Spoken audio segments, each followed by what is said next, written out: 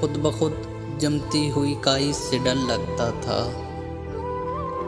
पहले पहले मुझे तन्हाई से डर लगता था।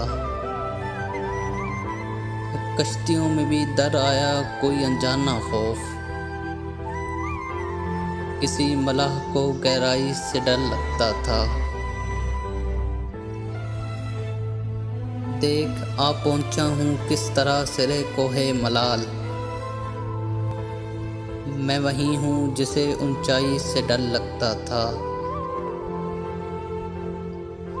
आखिरकार मेरी साथ का एक हिस्सा बना, मुझको जिस दश्त की पहनाई से डर लगता था।